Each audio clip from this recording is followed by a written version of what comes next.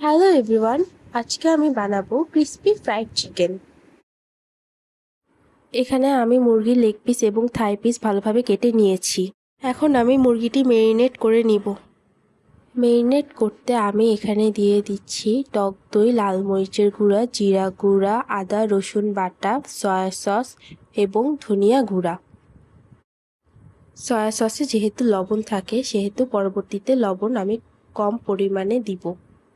সব কিছু দিয়ে মাখিয়ে নিব এবং পরবর্তীতে স্বাদমতো চিনি ও লবণ দিব এবং কিছু পরিমাণে সয়াবিন অয়েল দিয়ে ভালোমতো মাখিয়ে নিব। ভালোভাবে ম্যারিনেট করার পর আমি মুরগিটি 4 থেকে 5 ঘন্টা ফ্রিজে রাখব।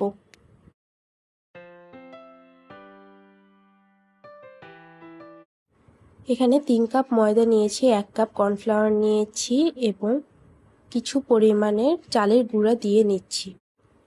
চালের গুঁড়ো আপনারা চাইলে নাও দিতে পারেন, তবে চালের গুঁড়ো দিলে কোটিংটি ক্রিস্পি হবে এবং আরও বেশি সুস্বাদু হবে। এখানে আমি স্বাদমতো লবণ, চিনি এবং লাল মরিচের গুঁড়ো দিয়ে ভালোভাবে মিক্স করে নিচ্ছি। এরপর একটি ফ্রাই প্যানে তেল দিয়ে নিচ্ছি এবং তেল ভালোভাবে গরম করে নিচ্ছি। এদিকে তেলটি গরম হতে হতে আমি ফ্রিজ থেকে ম্যারিনেট করা মুরগিটি বের করে নিব। মুরগিটি আমি প্রথমে ময়দার মিক্সের সাথে ভালোভাবে কোট করে নিব। কোট করে আমি এটি কিছুক্ষণ পানিতে রাখব। পানি থেকে আবার উঠিয়ে নিয়ে আমি এটি ভালোভাবে চেপে চেপে কোট করে নিচ্ছি।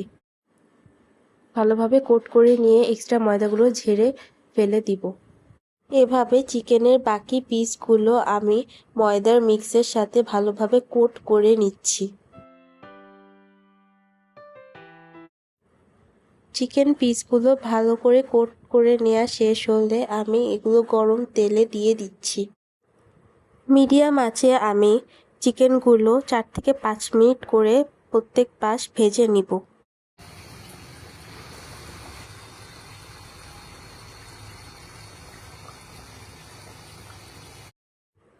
চিকেনগুলো 4 থেকে 5 মিনিট পর আমি উল্টিয়ে নিচ্ছি। চিকেনগুলোর আরেক পাশ আমি 4 থেকে 5 মিনিট আবার ভেজে নিব। চিকেনগুলো আমি 9 থেকে 10 মিনিট করে ভেজে নিয়েছি এবং চিকেনগুলো হয়ে আসলে আমি একটি সার্ভিং ডিশে উঠিয়ে নিব। এই তো হয়ে গেল আমাদের ক্রিস্পি ফ্রাইড চিকেন।